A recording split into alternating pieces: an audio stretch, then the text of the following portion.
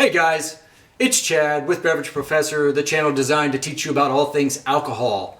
Hey, are you a restaurant server? If you are, your goal is to make as much money every shift as you possibly can make, right? So I want to give you 4 ways you can make more money by selling alcohol. All right, number 1, do not settle for just selling the well liquor, okay? What I mean by well, speed well, is basically the well that's the cheap stuff that's down here below the bartenders by their knees, where they can grab quickly. It's the house liquor, okay? So like if somebody orders a vodka tonic and they don't specify which vodka, a lot of times they're gonna get the well. The well stuff is usually, like, let's just say that, for instance, it's $6 for a drink. I don't know, it's probably, wherever you're listening to this, in Los Angeles or somewhere like that, you might be like, $6? I can never get a $6 drink. But anyway, let's just say it's $6, okay? This is the cheap stuff. What you want to do is go, instead of just saying, okay, I'll go turn this in and get your drink, you can say, well, what kind of vodka would you like? How about a Svedka? If you know you have Svedka in that, that might be a notch up from your well. That might be something that's $7 for a drink, or $7.50. Or you can go to, say, Reka, which is even a better vodka. Do that, and you might, it might be an $8 drink or $8.50 drink. Or you go Grey Goose, okay? You got Grey Goose here, which would be like a super premium, okay? So super premium, that one might be $10 for a drink. Well, your goal is to make as much money as you can. So if the bar tab or the total tab of the bill for the evening is higher, then if the person tips properly, then you hope to get 15 to 20% of that, okay? So if you're getting $5 on a drink, or $6 on a drink, or $10 on a drink, then you should be able to make more money if you're getting the $10 drink. Now, that didn't mean to automatically just go, hey, do you want Grey Goose in that right away to get the $10 drink? I mean, fill out your customer and find out, but just try to give them some suggestions so that they don't just settle for the well liquor. Go for that. Now, if they want that, hey, give it to them. You don't want them to, you don't want to make them mad, but they may not be thinking like, oh yeah, maybe I better have a better quality vodka than that.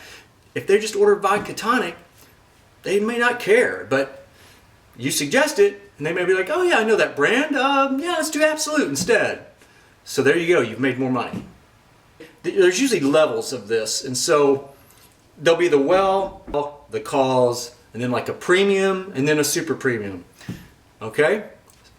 So talk to your bartenders, talk to your restaurant manager, find out, what are those brands that you could sell to your customer.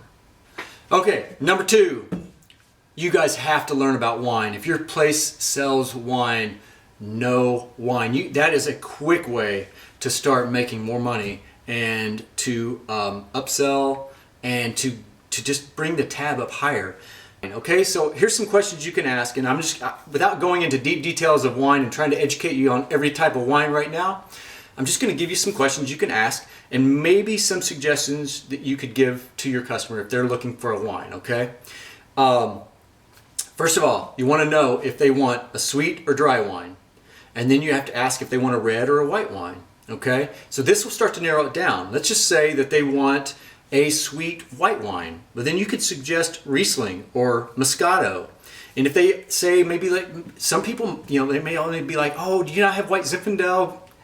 Most restaurants don't. I think they're getting away from white Zinfandel. It used to be on every wine list, but let's just say that people say, oh, I only drink white Zinfandel. Well, you can suggest to them a Moscato, and they're going to be happy. They're going to like that just as much. So learn about those. Let's say they want a drier white wine, okay?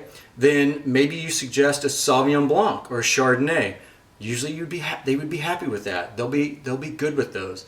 So you look at your wine list and get to know what is on your wine list. Let's say they want a sweet red. Not all wine lists are going to have a sweet red. So if they do, you might look at something like that's made from the Brachetto grape. I know, for instance, let's just say there's a brand out there called Stella Rosso that is known with they'll have, it says Rosso on the label. Now don't get confused, because all Rossos are not sweet, but if you see like a Rosso Dolce on your menu, or if it says it on the bottle, Rosso Dolce, that's going to be a sweet red, okay? So you might see if that. Now, if you don't have a sweet red and they wanted a red, don't just suggest something red, because more than likely these people are not going to like it. Because when you start stepping up into Pinot Noir, you know, Merlot, Cabernet, I don't know, Malbec, things like that, the sweet wine drinker will not like those usually at all. They're going to be too dry for them. So what you want to do then is probably say, hey, how about instead of sweet red, go back to that sweet white that I just suggested. Do the Riesling, do the Moscatos or Moscato d'Asti, okay?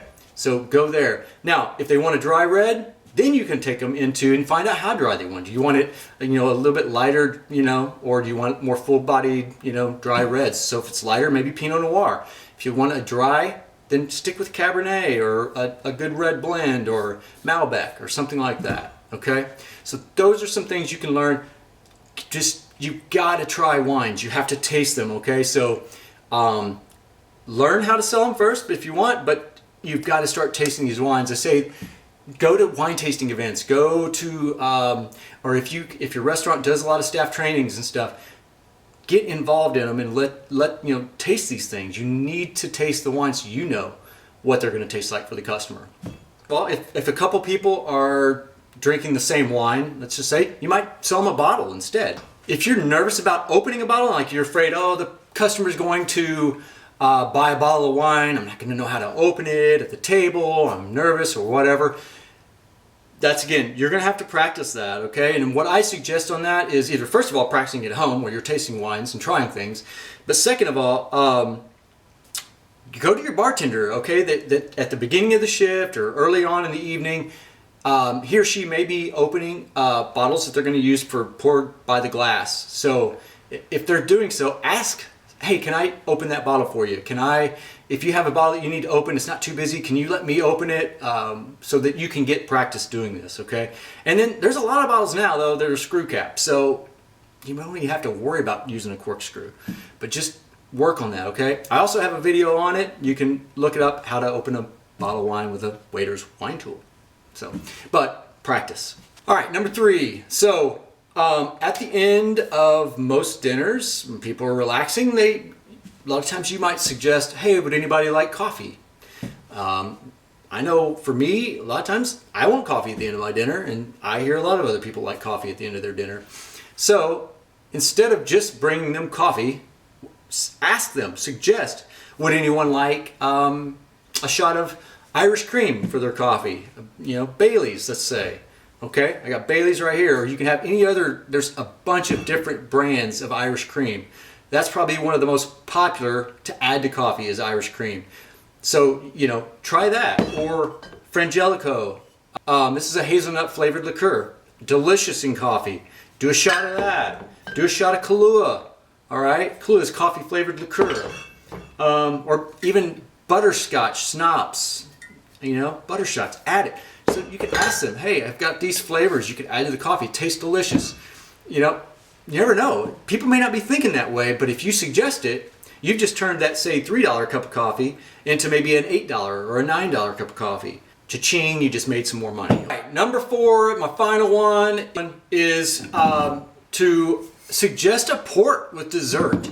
I used to do wine dinners a lot for my customers. I had a lot of fine dining restaurants I would do wine dinners with, and I would get with the chef, and we would pair wines with each course. Anytime he or she was going to have like a chocolate dessert, some type of chocolate dessert, I loved to pair just a good ruby port with the dessert. And this was always a hit. People don't think about port really at all. But with dessert, or even as dessert, sometimes just a nice ruby port or any kind of other ports. But for me, I just love that ruby port with chocolate.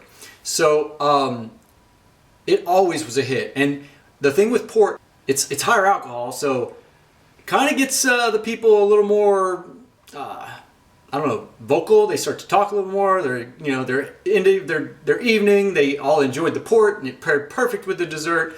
But a lot of times people just don't think about it. Most of those guests were even like, oh, we never even thought about port. They don't even think about it. They think coffee, like we just talked about, but they don't think about port. So if your restaurant serves port, you might find out, hey, let's try selling a little, serving a port with this chocolate dessert that, we have on our menu.